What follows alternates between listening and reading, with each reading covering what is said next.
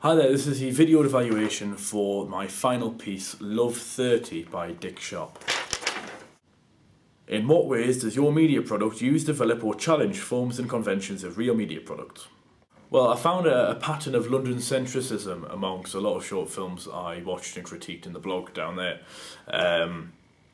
It was two of the three that are on the blog are set in or around London. The third is set in Manchester, and the main character is a sort of deranged 50-something-year-old man who goes into houses and cleans up on his spare days and then hides under beds when the couple come back and have sex. And it's, I don't know, it strikes me that the North is continuously portrayed as being this strange, weird place of mystery and odd things, and so I've moved away from I've moved away from London quite literally, but the London centricism of short films, that convention, I've moved away from that and produced quite a conventional short film about romance. But at the same time, smoking is something that comes up quite a lot, or is a major part of this short film. And yet you never see smoking in mainstream media unless it's made a massive point of. I simply use smoking because it was quite an important part of the film, quite an important part of the story. But you only ever see Dot Cotton on EastEnders smoke, and now she does it outside. So smoking is non-conventional. I've also brought in politics and tied that with the romance because it's something that I thought was important to the piece. I think rarely find a political romance story, and again, the regionality of it is that it's not centred around London. It's set in the northeast, and people think of the northeast as being Biker Grove and purely Belter and Ant and Dec, and that's pretty much as far as Newcastle and the northeast's identity in the mainstream media goes. So that's how I've challenged, and that's also how I've used and developed. So. How effective is the combination of your main product and the ancillary texts? Well, I think because the two ancillary texts, two print pieces, the first of which is a poster, which ties in very well with the main piece. I feel I make a point in the blog below, but I used Garamond as a font that ties the two together. Garamond appears in the titles of Love30 and appears in the poster as well.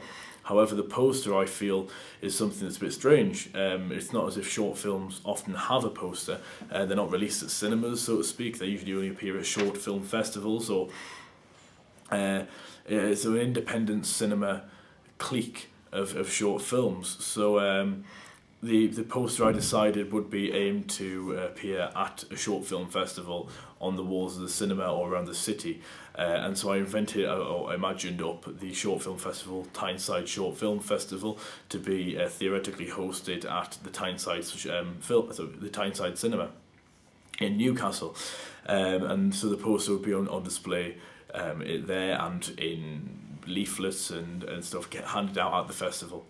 The double-page spread would be in a programme at that festival, and because it's not produced by me, the producer of Love30, it would in theory be produced by the cinema.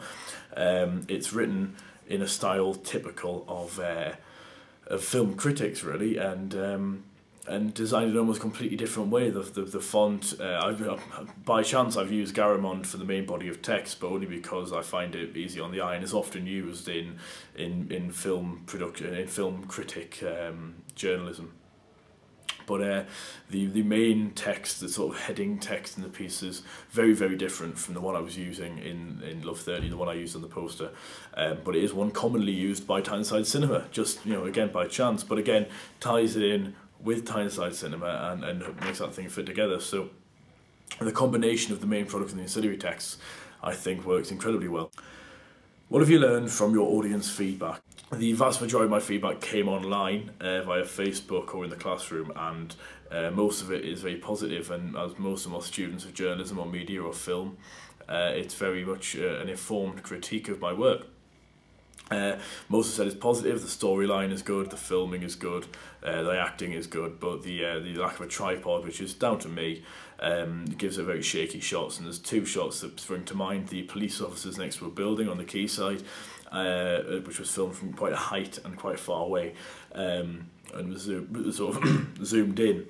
That's quite bad quality, and so is the shots of coffee being made in Blake's in Newcastle. It's poor, and that's my fault. Although with Blake's I couldn't get behind the coffee store, they wouldn't let me behind, and so I couldn't film as close as I could. So that was, but again, a tripod would have helped, and so that is a critique I've made of myself, and that others made as well. The sound quality as well is quite poor. In the microphone on the camera wasn't the best in the world. It was only a small flip cam. And so the wind brushing past on the quayside on the day of filming, quite a windy area, the northeast as it is, and when you're standing on the side of a river and only a few miles away from the coast, you do get quite a strong wind. Other than that, very positive feedback. My partner liked it, so I can't really argue. How did you use media technologies in the construction and research, planning and evaluation stages? Obviously I used the Apple Macs here at the college to access the internet as well as my laptop at home. Through that I accessed BBC Shorts, where I found the films that I've analysed here on the blog.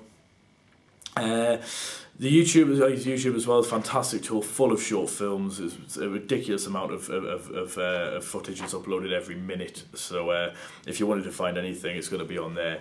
Unfortunately, I didn't use anything from YouTube, but I did find the music that inspired me to do certain things. Gay Pirates by Cosmo Jarvis inspired me to write the first set of sort of story, the gay romance, which unfortunately none of the actors were happy to take part in. But I think it would have really challenged some conventions of real media products, using a gay love story and not making a fuss about it. Only The Wire has really done that. Also, I used some old school technologies as well, using a digital camera to film, but I used a film camera, Praktika LTL, which is East German, produced in the 80s, and 35mm film to produce the footage for the poster that I've used. And that is about it. Thanks guys. I shall see you later on. Thanks a lot.